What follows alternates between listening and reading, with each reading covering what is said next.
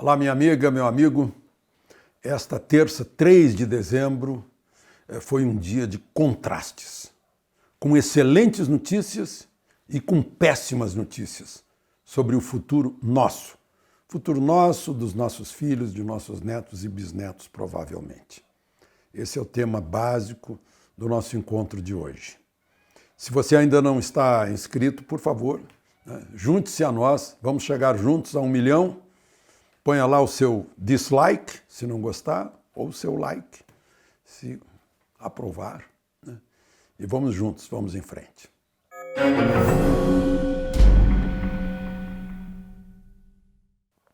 Então, vamos começar com excelentes notícias desta terça-feira. Pela manhã, o IBGE anunciou a medida da economia brasileira no terceiro trimestre.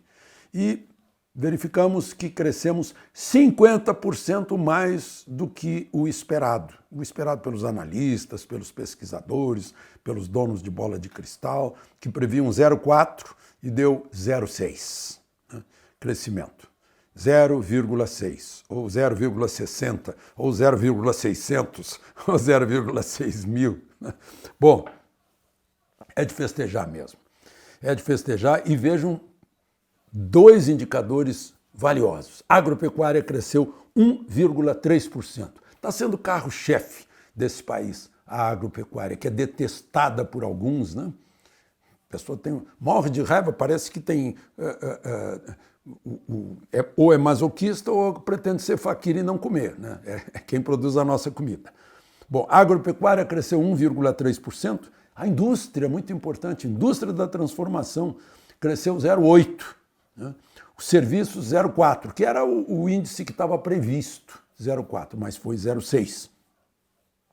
Os investimentos cresceram 2%. E olha que não foi investimento do Estado, não. Foram investimentos do Brasil real, do Brasil privado. O consumo das famílias cresceu 0,8%. Isso é muito importante na composição do PIB, né? A construção civil cresceu 1,3%, né? E não foi por causa do investimento público, não. Foi por causa do mercado imobiliário, que está aquecido. E já tem previsões, aquelas que a gente já fez aqui. Lembram-se quando eu dizia o meu palpite ia crescer acima de 1%, 1,1%, 1,2%? Pois já tem muita gente prevendo 1,2%. Grandes bancos aí prevendo isso, né? Bem acima daquele 0,8% de que se falava lá no meio do ano, né? Vejam só, o desemprego recuou, as vendas estão acima da expectativa com essas promoções aí de Black Friday, etc., né? Os juros vão cair mais, juro básico está em 5%, é o recorde desde que há a taxa Selic, né? Que já estava em 17%, até mais do que isso, né? Vai recuar para 4,5%. Né? A inflação está muito abaixo da meta. E aí a gente vê a qualidade do crescimento. Qual é o perfil desse crescimento? Esse crescimento é privado, não é crescimento estatal. Porque o Estado tá falido, não tem como investir, está recebendo imposto para pagar o seu inchaço, né? Então não é o Estado, é o Brasil real, né? E o otimismo está voltando. O entusiasmo está voltando, e eu já disse para vocês, não sei quantas vezes, né, que o milagre brasileiro, lá dos anos 70, foi otimismo e entusiasmo, não foi Delfim nem Médici, foi otimismo e entusiasmo que estão voltando. Agora imagina tudo isso depois da reforma da Previdência. Vocês já pensaram, saindo a reforma administrativa, saindo a reforma tributária, para onde vamos? Futuro brilhante.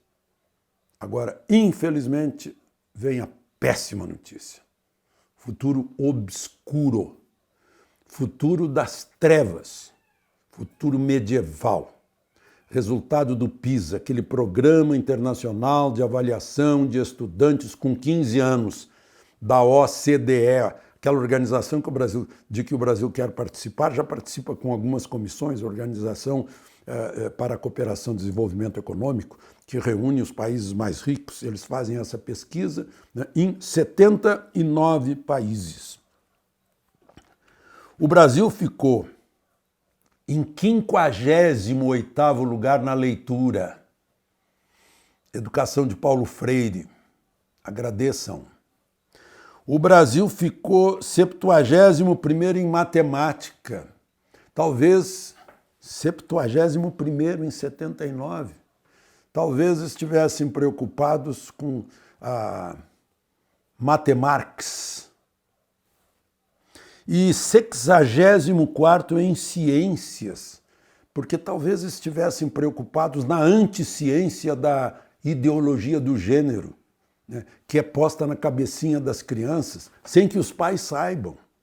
Está aí o resultado. Tudo isso é pesquisa feita, o PISA, lá no primeiro semestre de 2018. Não é de agora, é de 2018. Então vejam só, 43% dos estudantes brasileiros não chegam ao mínimo necessário. Ao mínimo. Ou seja, isso significa reprovação sumária. Gente, isso foi crime de lesa pátria.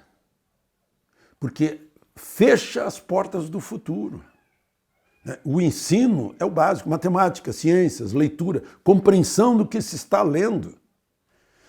Os maiores empresários de São Paulo me falam desse problema. A pessoa lê a instrução de uma máquina e não consegue entender. Precisa de vir alguém para dizer, olha, é aqui, aqui, aqui. Não consegue entender a instrução. E às vezes até aquele que escreve a instrução não consegue escrever, não consegue pôr no papel uma ideia, de uma ideia formar uma frase. A maluquice, a gente vê isso aí, essa demonstração aí nas redes sociais, né? Então, que futuro vamos ter desse jeito? A China está na frente, a Finlândia está na frente, Singapura está na frente, Canadá está na frente, são os que mais se destacam nesse PISA. Aliás, como eu tenho dito aqui, né, na Finlândia, o aluno não precisa ter educação na escola, porque já vem educado de casa. Na escola é só ensino. Aqui resolveram fazer catequese ideológica, político-ideológica, principalmente nas universidades públicas, nas escolas públicas em geral. Então, gente, vamos pensar no futuro. Pense no seu filho, no seu neto, no seu bisneto, na sua descendência. Será que é isso que a gente vai deixar? Né?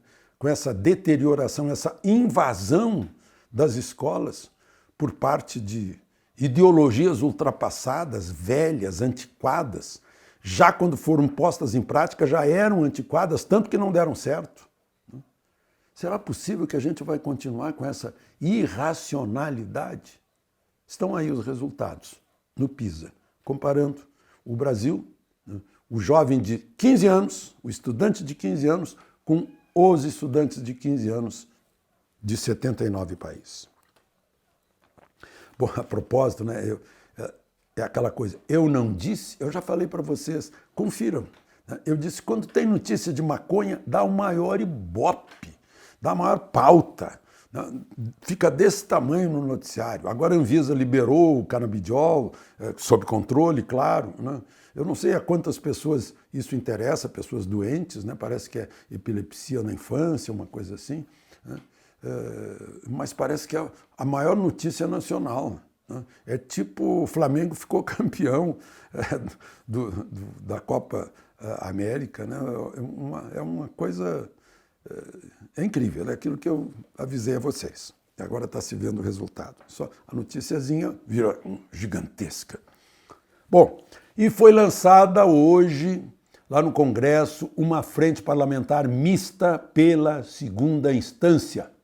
Estava lá o ministro Sérgio Moro e ao lado dele o presidente do Senado, Davi Alcolumbre. Já o presidente da Câmara acha que vai ficar para o ano que vem, para o início do ano legislativo. Na Câmara... Amanhã se instala a comissão especial que precisa examinar quando é proposta de emenda à Constituição, porque a proposta da Câmara é uma emenda à Constituição, aliás, bem inteligente. Pegando os artigos 102 e 105, não entra em cláusula pétrea, que está no artigo 5º. Já no Senado é uma mudança no Código de Processo Penal. Né? E a assinatura de 45 senadores que vai ser encaminhada amanhã para ver se vota logo isso. Então, há esperança de alguma coisa ainda neste ano. A propósito da decisão do Supremo de soltar recondenados, saiu mais um, lá do presídio de Tremembé. O irmão dele já tinha saído. É o irmão de José Dirceu, que estava condenado.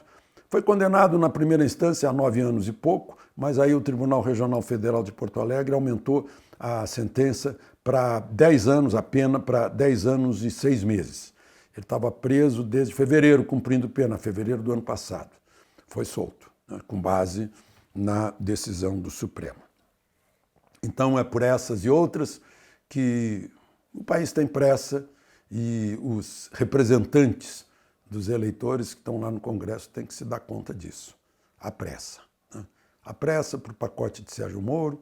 Né? Pelo jeito, como eu previ aqui, vai passar aquela transferência do COAF para a unidade de inteligência financeira do Banco Central, ainda neste período, mas depois estão ocupados também com o orçamento, e o presidente da Câmara deu uma declaração meio assim, né, dizendo, olha, não dá para a gente ter muita pressa porque depois o Supremo derruba. Tá bom, a nação está esperando. De Brasília, Alexandre Garcia.